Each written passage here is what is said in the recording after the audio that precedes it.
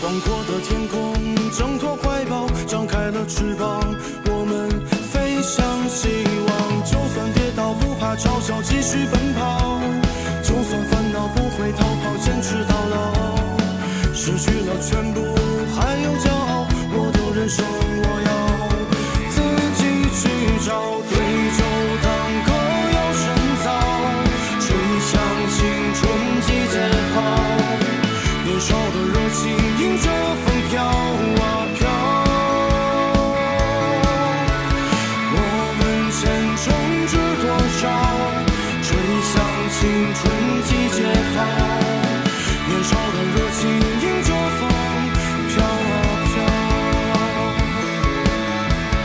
对酒当歌要深造，吹响青春季节号，年少的热情迎着风飘啊飘。我问前程知多少？吹响青春季节号，年少的热情迎着风飘啊飘。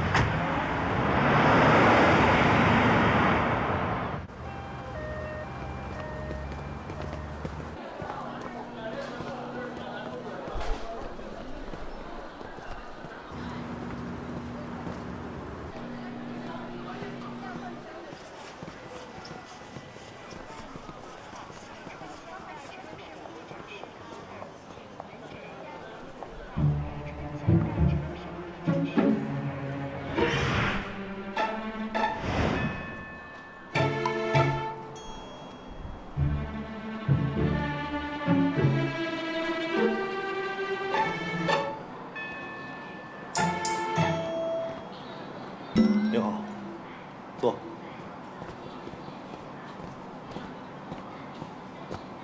你们什么问题？婚内出轨。啊，哎，你就是约好5点的那个病人吧？啊，这是你的病历，叫姚申。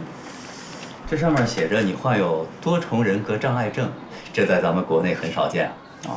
这个还是很值得深入研究的。哎，现在啊，咱们跟你体内的所有人都聊聊吧。啊，聊。这上面写着你有一重人格，叫王佳佳，1990年出生，西安籍的小姑娘。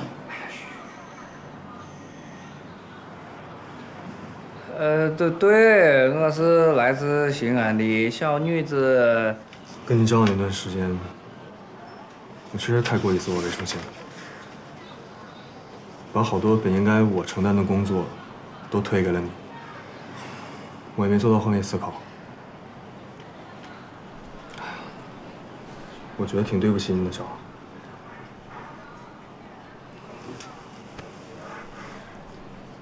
对不起啊，小王。对不起。哎，我直接就是一顿电炮，然后他拉过来，嘣一脚踢你屁股，再拽过来一路啪啪啪。哦。所以刚刚那个是石虎哥，40岁的东北保安，非常有趣。哎，我说，要不然今天就算了吧，我累了，真的。别，还有一位啊，这位比较有意思，他叫黄大仙。谢谢医生。好，对，黄大仙是来了。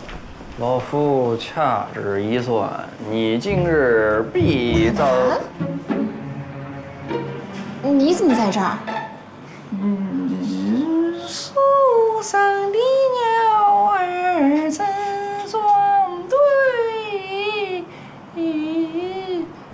焦虑症。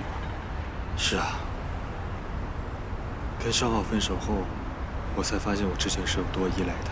所有他之前替我做的那些工作，都兑回到我自己身上的时候，我整个人都忙疯了。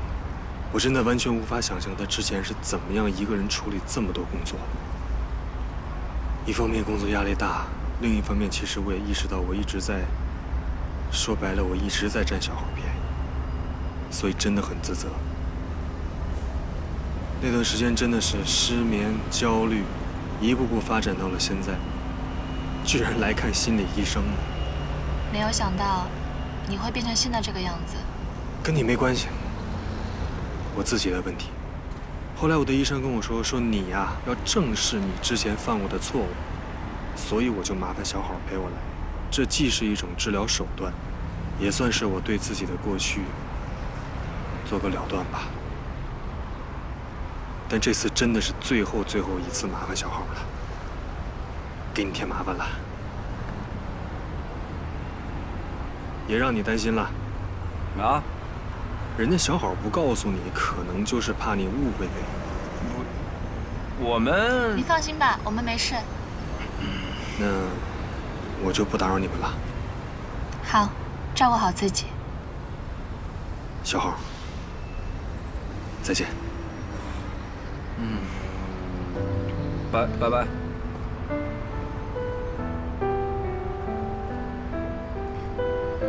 你就别费劲解释了。如果我们只是普通朋友，那你又是跟踪，又是装疯卖傻的，是为了什么？这个问题问得好啊，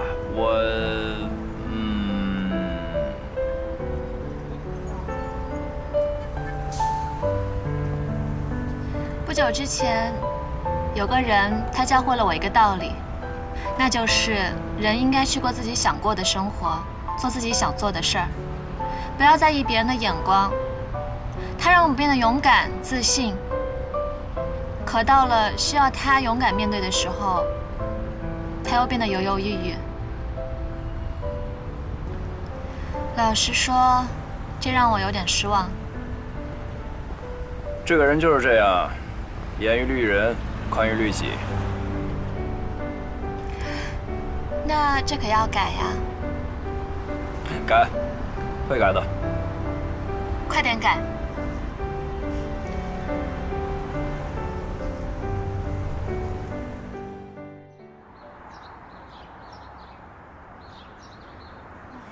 快走快走，挺期待，咱俩挨着呢，你看。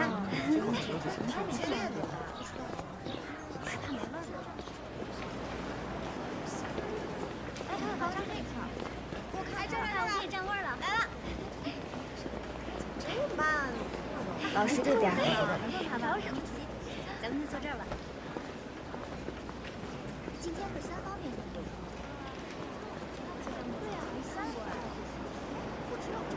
他们怎么换个衣服这么久啊？大概他们是想利用这个时间再捋一捋论点吧。但我怎么总是觉得那么心慌呢？小浩姐，放心吧，我们一定会赢的。可是我看这论点，总觉得变数太大了。来了。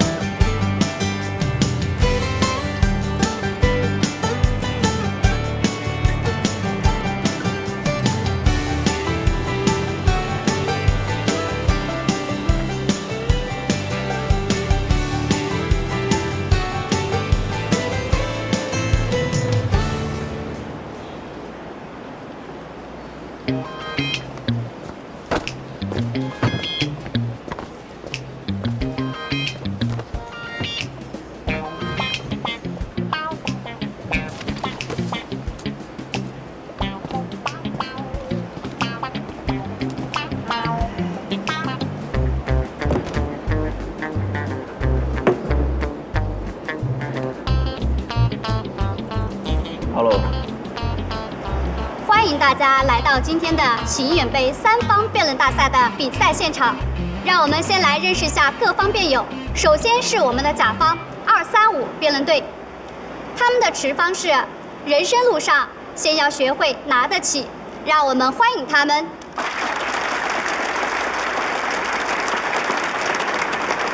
大家好，我是本场比赛的辩论解说老徐，我是大龙。今天由我们为芒果干视频平台的用户带来这场比赛的解说啊。现在正在介绍的是乙方，这个常年稳如泰山的南翔技校代表队，他们今天的持方是放得下。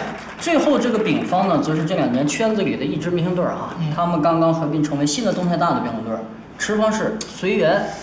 这个持方啊，听上去我感觉就有一点问题，因为它好像很有道理，但是没有什么点。没错。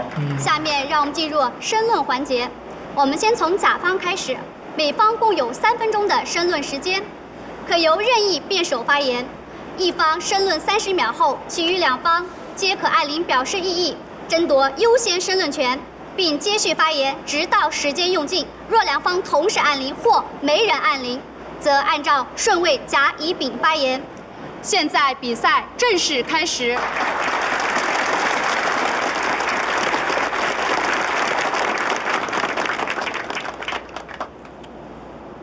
大家好，首先我们来理解一下这个辩题，什么是拿得起？是对我们能力的一种描述，拿得起这个，拿得起那个吗？显然不是。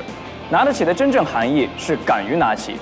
人生路上的拿得起，就是敢于承担与挑战，敢于去追求自己想要追求的一切。想一下，这一路上不正是有那么多你想拿起的荣耀、责任和义务，才让我们在如此漫长的人生道路上披荆斩棘，走到了今天。那面对难题，我要一道道拿起来去解开它。第一次上台打辩论，要走上去不怕丢脸；当父母渐渐老去，我们要拿起家庭的责任；面对爱情，我们一定要鼓起勇气去追求，而不是屈服于自己的恐惧，用随缘之类的逃避行为为自己的平庸寻找借口。谢谢。就是这个点。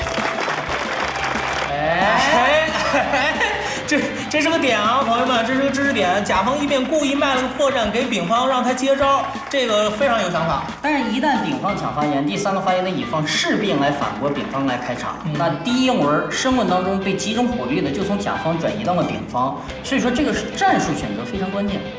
如果不抢，就麻烦了。行きましょう。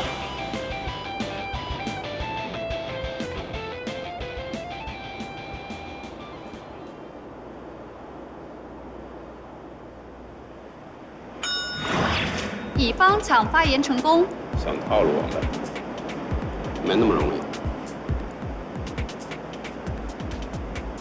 甲方辩友告诉我们，人生要进取，要奋斗，要努力争取自己所要的一切，这都没有错。但是他们在偷换概念。总结一下，就是人生需要不断的去得到，而你们所谓的拿得起，都是为了得到更多。可是我们应该拿起所有，得到一切吗？对方辩友，您的名字叫贪婪。好厉害，一下子就把情绪都化解掉了。他这是一如克刚啊！而且得到真的不是一件容易的事情。我欲乘风归去，又恐琼楼玉宇的担忧。人生在世不称意，明朝散发弄扁舟的诗意，写满的是面对人生想得而不可得的无奈与心酸。得到是人生的常态吗？不，人生的常态是失去。我们一直在失去，失去时间，失去机会，失去我们所爱的人，而人生就是要让我们在这样反复的失去当中，去体会那份苦恼与困顿。所以，我们必须学会放下，学会放下，我们才能够把自己有限的精力和资源转移到人生更重要的抉择当中来。我们才知道什么应该拿得起，什么值得勇于拿得起，我们才有力量面对这个世界。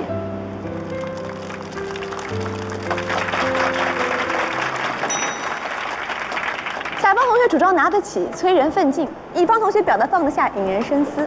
而今天我方的观点是随缘。看上去我似乎应该直接坐下，至于输赢，随缘就好。没错。不对啊。可如果我坐等结果，这不叫随缘，这叫放弃，对吗？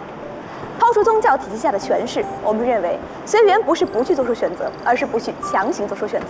因时因地，随机应变才是真正的随缘，才是有智慧的生活哲学。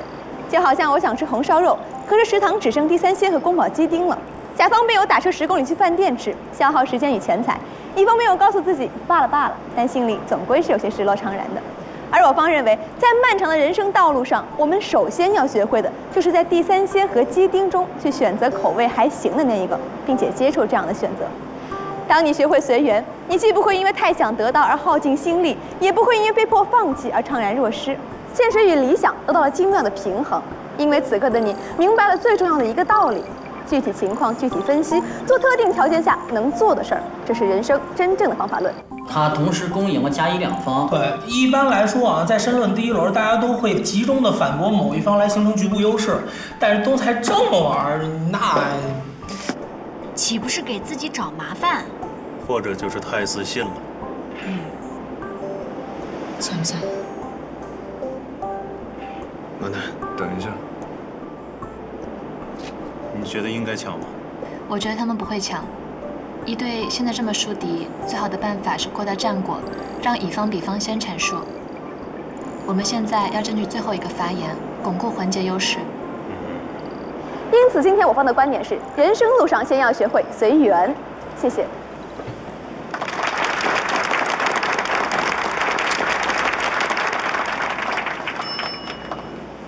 我方刚才说过了，人生的常态是失去，而对于您方的随缘来讲，一个重要的先决条件就是缘不与我，我便放下。在您方红烧肉的例子中，我方不也正是放下了心头对于红烧肉的执念，把理性投注于眼下的选项中，才有了您方口中的具体情况具体分析吗？所以这是第一点，放得下是先决条件。乙方昨天打了丙方，现在是出手的时候了。为什么？不应该是那两边互相撕吗？如果这个机会让给一队，他们很轻松就可以防守反击，抢了申论就等于抢了一队的分，明白吗？哦，明白了。对方面有说放得下是拿得起的先决条件，可是如果我什么都拿不起，该放下什么呢？两手空空放下的是空气吗？当我们站在起点彷徨的时候，不妨我们去看看人生的终点，试想一下。暮年时分，弥留之际，真正让我们可以从容的离去，可以放下的到底是什么？是我们拿起梦想后那满墙的荣誉，是我们拿起责任后如今的儿孙满堂，是我们人生路上一次又一次的拿起，才有我们回忆青春时候那一份份沉甸甸的安详。人生就像是一场通关游戏，有的关卡真的很难，有的敌人也雪厚防高，甚至对你一击必杀，你怎么办呢？乙方面有说放下吧，但这个游戏你不打便是。丙方没有说随缘就好了，打不过就是打不过。可是，我就是想去看一看下一关的风景，因为我知道，它就在那里。院子有种就记住。甲方辩手举了一个很有趣的例子，打游戏。作为玩家，你当然可以选择跟一个敌人死磕到底。但作为子女、父母、职员、老板呢，我们真的可以不顾一切的去死磕吗？这世间种种的一切，会因为我想要拿起而拿起，想要放下就能够放下吗？那又何来求不得而放不下呢？随遇而安，因势利导，种豆南山下，不以物喜己悲，这才不是人生的消极，而是生存的智慧。把遵循客观规律混淆成随缘，太不要脸了。种豆南山下的陶渊明也好，不以物喜己悲的范仲淹也罢，这本就与我们少年的心境是不一样的，对吧？年轻人两手空空，想要去开拓、去创造、去拿起他们想要得到的一切，这很正常。乙方这是要联流抗曹吗？这不就在赞同我方观点吗？他们利用了我们的观点先做反驳，一来做了驳论，二来挑拨了我们跟一队的关系。这就是在给咱们戴高帽了，肯定还留了一手。可是人生的欲望就没有终点吗？我们痛恨得不到，也厌恶求不得。挑灯夜读，为什么我就不能考上心仪的大学？减肥挨饿，为什么我的体重依然不动如山？难道付出之后就不应该得到回报吗？看到了吗？心态崩了。你看吧，我没说错吧？如果说拿得起是在不断的构建我们的人生是加量，那么放得下就是在剥离人生的不值得是减法。这种剥离，这一句放下，让我们的人生变得简单而纯粹，让我们拥有了个性之美。但最重要的是，它让我们看清楚了什么才是真正的人间值得。谢谢。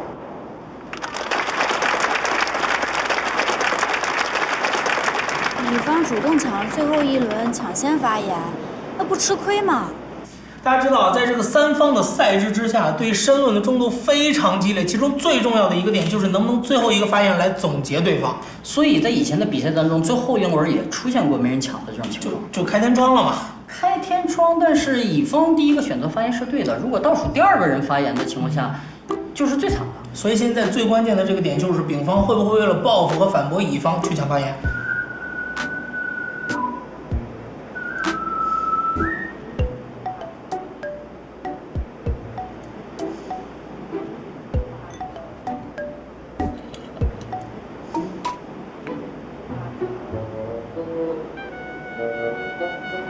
计划失败。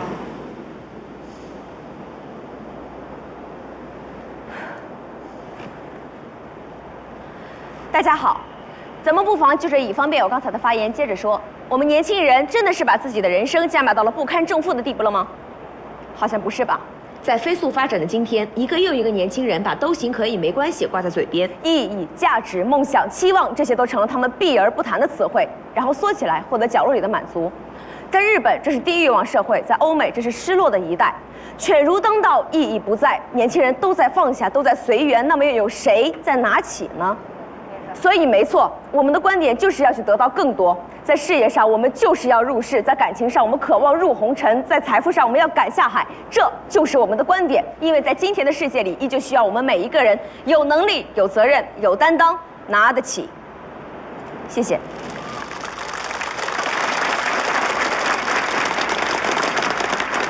不错。我们今天讨论的是面对人生的态度。甲方辩友说要丰满我们的人生是加量，乙方辩友说放得下是一种剥离，剥离掉不值得，人生才值得，是浓缩。这就好比喝一碗海鲜汤，到底是量大料足更重要，还是味道鲜美更关键呢？答案是，要看我饿不饿了。如果我累了一天饥肠辘辘，那肯定是量大料足更重要。可是如果我约了女生精心去赴约，那貌似美味醇厚要排在首位了。毕竟在量大料足的地摊上约会的话，是很容易万年单身的。随缘并非是消极度日，也绝不是得过且过。懂得什么是恰到好处，才能在纷扰的生活中，把每一天都过成精彩人生的一部分。谢谢。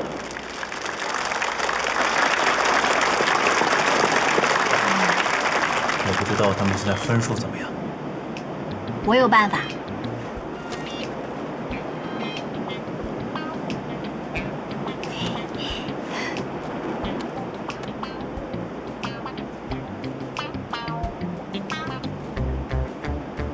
怎么样？我们18分，1队17分，我们比他们多1分呢。刘彦泽没有针对我们，也不意外。虽然战术没有得逞，但毕竟分数还是领先的。开场我们总算拿下来了，就看接下来攻辩了。这个环节更看策略。感谢三方辩手的精彩申论。果然，在这第一个环节已经针锋相对、环环相扣了呢。那么接下来就是我们的攻辩环节。这次从甲方先开始，任意选择一方或者两方进行攻辩，共3轮，每轮2分钟。有请甲方辩手。小鱼会选1队，我选择丙方辩友。又来了。对方辩友，您好。你好。随缘和拿起，哪一个更有可能让我们得到爱情呢？那您方认为呢？当然是拿得起，面对真爱勇敢直追的人才配拥有爱情，不是吗？林楠一句话就转守为攻了，这小鱼怎么又找到了？可是强扭的瓜不甜呢，光有拿得起的勇气有什么用呢？我说的是先得拿得起，能成不能成，当然还得看这俩人合适不合适了。合适当然重要，可有时候合适的人远隔千山万水，未必碰得到啊。碰都碰不到，那您方的问题是不是根本不存在呢？哦，合适的2个人又恰好碰到了一起，我们一般管这种情况叫什么呢？叫缘分，对不对？所以说拿得起是不是在缘分之后呢？又进套了。似曾相识，习惯就好。没关系，我们继续下一个问题。您认为拿得起的本质是什么？一种敢于尝试的态度，但不知道随缘的本质是什么。随缘的本质是不预设立场。如果拿得起是敢于尝试，那么是不是所有的尝试都是值得鼓励的呢？不是，但我认为面对人生的可能性，勇于尝试总是好的。如果这种可能性是一种恶呢？所以要看是什么可能性吗？所以可能性出现之前是无法尝试的，对吗？那又怎么样呢？那就是我方所说的不预设立场，也就是随缘。谢谢。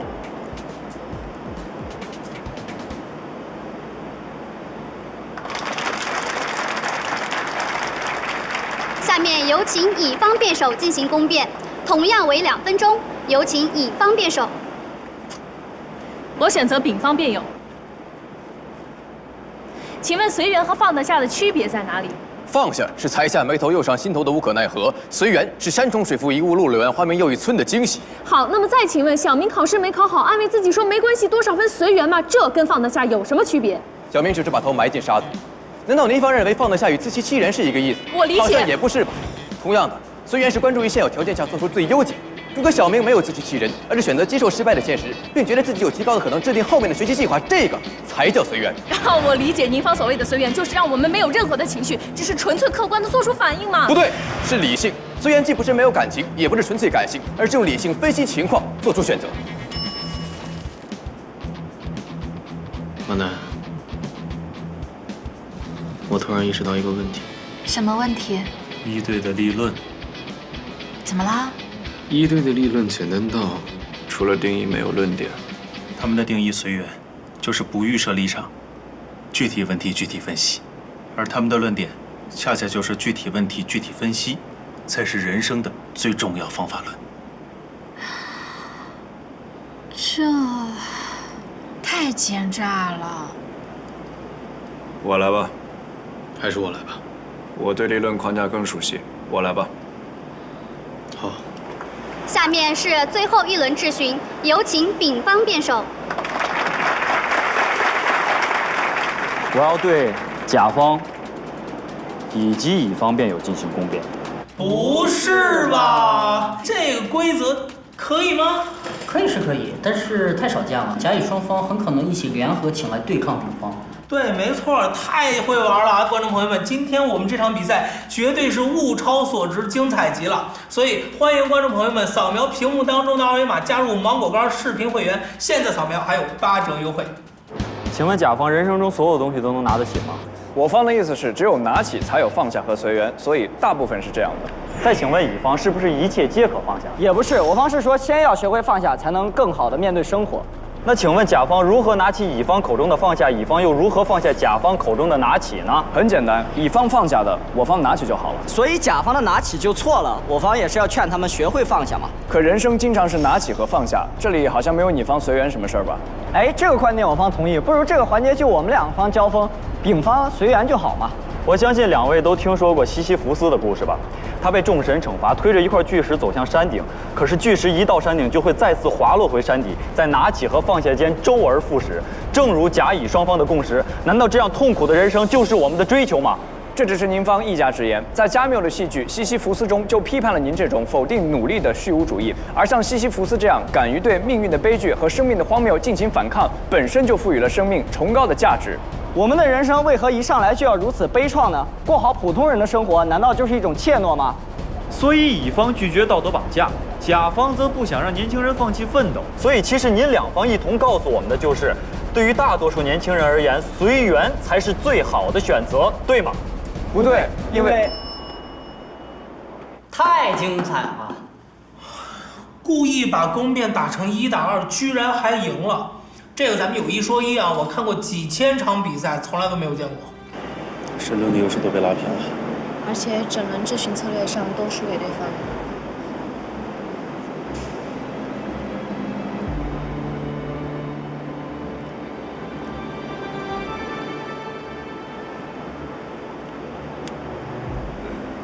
我们16分，一队18分，乙方14分。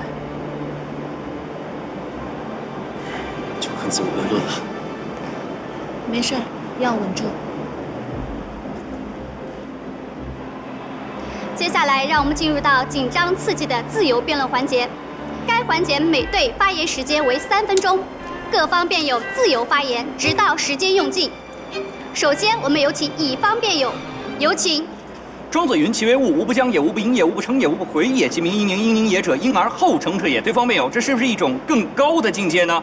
对方辩友，请您用现代汉语翻译翻译。还需要翻译吗？按照您方的观点，懂不懂随缘就好。上来就庄子啊，这个观众反应不过来，可能要栽啊。辩手没事掉书袋，不是没辙就是踩。越高的境界越是要慢慢修炼。对方辩友不要忘了，我们的辩题是先要如何，讲的就是人生的起步阶段啊。您方口口声声说着不要预设态度，可是又要大家预设一个没有态度的态度，您方是不是太自相矛盾了点啊？双重否定就是肯定吗？对方辩友，庄子的哲学是返璞归真，这为什么不能成为我们的人生指导呢？孟子的“虽千万人吾往矣”是不是一种拿得起的态度呢？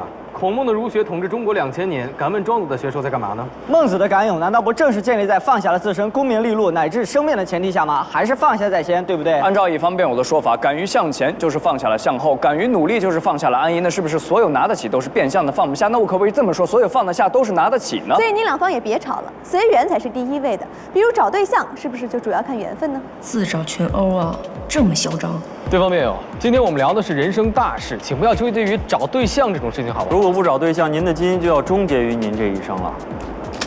对方辩友，您可能不知道，中国男女比例为117比100，也就是说每117个男性有17个都是光棍。对方辩友，您随缘，您光棍儿啊？我觉得很有道理。拿得起是一种常识，凡事你不试怎么知道呢？如果所有事情都要试一遍，对方辩友可能需要向天再借500年了。人生哪儿来那么多试错的机会呢？我的一个朋友之前非常恐惧800名体测，可是当他最终勇敢地拿起来，却发现成功通过。人生路上逼自己一把有什么错？可是上限在逼高的同时，下限也在被逼低啊！为了几点多少人作弊，最终被开除？对方辩友，逼自己一把，最终是会逼出问题的呀！我们今天讨论的是人生先要如何，请问目的何在？人生的真谛到底是什么？对于每个人来说，人生目标都是不相同的，但是只有放得下，我们才能得到真正的自由。面对人生目标的不同，随缘的灵活变通不套用他人的经验，难道不是最合适的吗？不幸各有各的不幸，幸福却总是相同的。您方不能只看相同而不看不同，难道您方在追求的是不幸吗？开拓大路通罗马，罗马都是一个罗马，但在西边就要往东走，在南边就不能继续向南。通往幸福的路径要根据具体的情况而定，学不会随缘，只怕是离罗马越走越远了。哎呀，我要喘不过气来了。自由辩三方势均力敌，结合整场局势来看，就甲方和丙方有争夺冠军的实力。没错，其中这丙方啊还有一定的微弱优势，接下来就看他们能不能在结辩阶段巩固自己地位。那鹿死谁手，还看结辩。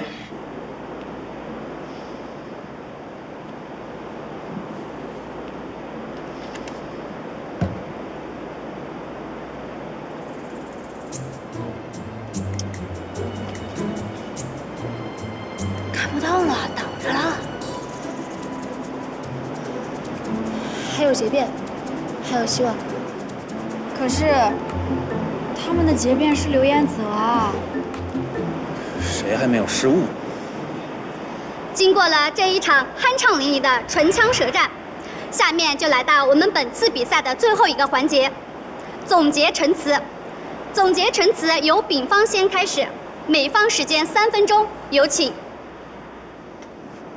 很抱歉，今天我们的执方既不能给大家带来催人奋进的呐喊，也不能给大家带来面对失败的坦然。我们似乎只能告诉大家，无论成功还是失败，一切随缘。今天拿得起一方不断地告诉我们挑战、去突破、去重新定义时，让我觉得他们能够拿起金箍棒扫清天下浊。当放得下一方不断地告诉我们去接受、去认同、去坦然面对时，让我觉得他们能够放下执念，立地成佛。我相信今天的这场比赛过后，在场的各位一定有人选择拿起或是放下。但是当情绪退却之后呢？夜深人静时，你真的能够拿起书本专注学习，守候凌晨4点的校园吗？又好像午夜梦回，你真的能够斩断情丝，放下那个陪伴你许久的前任吗？人世间的拿起和放下，真的就在起心动念的一瞬间，就能够得到回应吗？发现了吗？拿得起金箍棒不一定能扫清天下浊，放得下执念也没办法立地成佛。对方辩友觉得拿得起就能获得成功，放得下就能脱离苦海。可人生不随人愿的地方，恰恰就在我们只想到了开头，却没有想到结果。那一路的坎坷，久久81难的磨砺，在最初，我们根本无法洞见。今天这场比赛，金句在挑逗，鸡汤在洗脑，口号在催人奋进，却也在麻痹着我们的判断。我相信在座的各位一定有人能够拿得起放得下，但也一定有人拿不起放不下。既然如此，拿得起的成功不过是一部分人的加冕，放得下的坦然也不过是另一部分人的栖息。那些选择听从甲乙双方的劝诫，去追求拿起和放下的结局，不过是拿着旁人的地图游历自己的国度。这一本指南指得了你的归宿，却指不了我的去路。人生有彼时彼地，也有此时此刻，每一处风景都值得我们用恰如其分的态度去对待，但这就要求我们在遇见它之前别做判断。这就是随缘。这世界精彩的人生有许多种，但荒凉的只有一种，那就是照着别人的故事，没能过自己的一生。谢谢。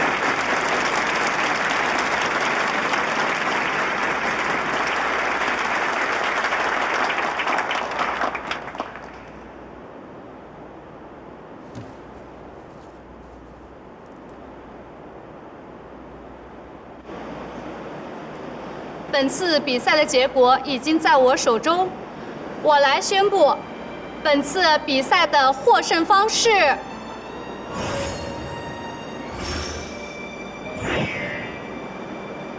东周财经大学代表队，让我们恭喜他们。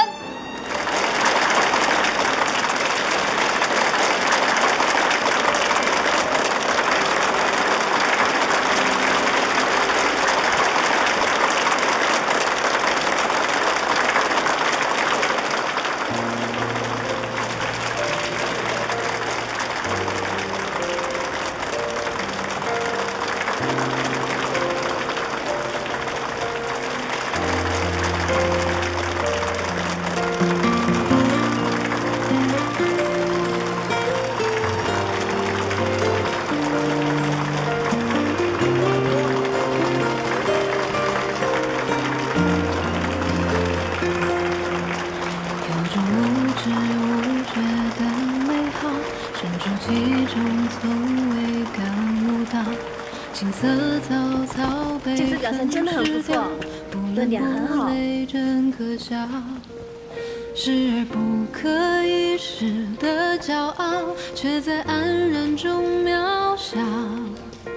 时光的阶梯没打好，已经来不及思考。眼泪并没有哭无药，成长未必撕裂般煎熬。品尝过无声的热闹，才知热血的心跳。那份寄予厚望的荣耀，经历多少次摔跤。触梦的心，我知道多美妙。生渺渺，屏蔽喧闹的人潮，让梦只需燃烧。好了，今天跟一队啊，那是旗鼓相当啊。再说了，今年咱们把经验攒足了，明年再来呗，不是？这一路单向的轨道，慢慢的许着火药。我与青春一路在赛跑，却像浪漫舞蹈。谁都没说过想要去和好，青春却在我的心里走不掉。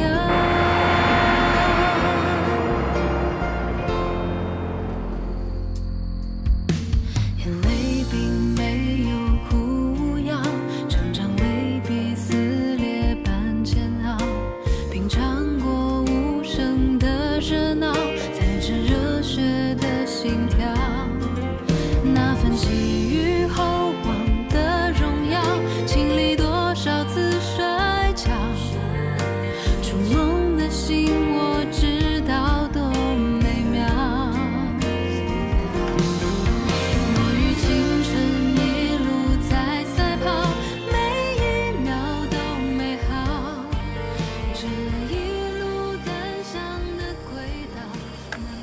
我问点啥？火锅、炸鸡，